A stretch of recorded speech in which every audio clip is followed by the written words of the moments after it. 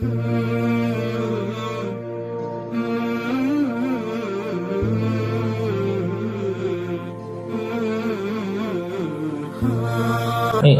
کی زندگی کے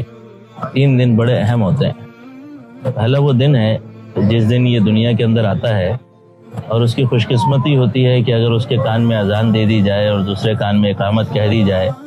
تو گویا اس کو اللہ رب العزت نے کلمہ نصیب فرما دیا۔ اور دوسرا دن اس کی زندگی کا وہ ہوتا ہے کہ جس دن اس نے دنیا سے سفر کرنا ہوتا ہے، آخرت کے جہان کی طرف منتقل ہونا ہوتا ہے۔ تو جس وقت اس کے انتقال کا وقت ہوتا ہے، اس وقت میں اگر کوئی اس کو کلمے کی تلقین کر دے، کلمے کے الفاظ پڑھا دے، دہرا دے اس کے سامنے، تو پھر بھی اس کی خوش قسمتی ہے، پھر بھی بہت نیک بختی ہے۔ اور تیسرا دن وہ ہے کہ جس دن اس نے اللہ رب العزت کے سامنے پیش ہونا ہے، اللہ کے حضور اس نے حاضر ہونا ہے، قیامت کا دن ہوگا، ساری انسانیت اللہ کے سامنے ہوگی۔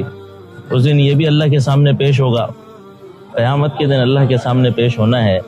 اور اگر نیک انسان ہے، دیندار ہے، اللہ کو راضی کر لیا ہے، تو یہ قیامت کا دن، یہ اللہ سے ملاقات کا دن اس کے لیے ایسے ہی خوشی کا دن ہوگا جیسے کہ کوئی پردیس سے آیا ہوا گھر کے اندر شخص ہوتا ہے کہ جب پردیس سے آتا ہے تو گھر کے اندر اس کا استقبال کیا جا رہا ہوتا ہے، گھر کے اندر اس کی مہمان نوازی ہوتی ہے، ہر چھوٹا بڑا اس کے استقبال میں لگا ہوتا ہے۔ تو اگر دیندار ہے تو اس کا استقبال کیا جاتا ہے، اور اگر خدا نہ خواستہ وہ شخص بے دین ہے یا اللہ کے احکامات کو توڑنے والا ہے تو وہ اللہ کی ملاقات کا دن اس کے لیے سخت ترین دن بن جاتا ہے۔ تو معاملہ یہ ہے کہ ہم نے اللہ رب العزت سے ملاقات سے پہلے اس دن کی تیاری کرنی ہے۔ جیسے اگر کسی دنیا دار انسان سے ملنا ہوتا ہے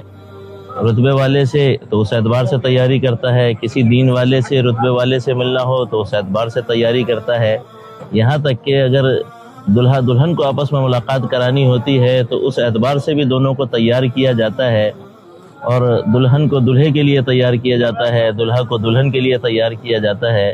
تو ایسے ہی جب اللہ کے سامنے پیش کیا جانا ہے تو اس کی بھی تیاری ہو اور اس کی بھی تیاری کی جائے۔ اور عجیب سی بات یہ ہے کہ جب دلہن کو دلہے سے ملاقات کرائی جاتی ہے یا اس کو اس کے میاں کی طرف لے جایا جاتا ہے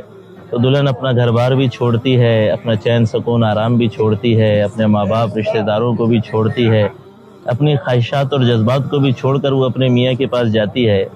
تو جب ہمیں اللہ رب العزت کی ذات عالی سے ملاقات کرنی ہے تو کیا ہم اللہ سے ملاقات کی تیاری کے لیے اپنی خواہشات کو، اپنے جذبات کو، اپنے احساسات کو، ان کی غلامی کو نہیں چھوڑ سکتے؟ کیا ان چیزوں کو ہم نہیں چھوڑ سکتے؟ کیا دنیا کی محبت کو ہم نہیں چھوڑ سکتے؟ جب ایک دلہن سب کچھ چھوڑ سکتی ہے تو ہم انسان مرد ہو کر اور ساری خواہشات اور جذبات کو اللہ کے لیے کیوں نہیں چھوڑ سکتے؟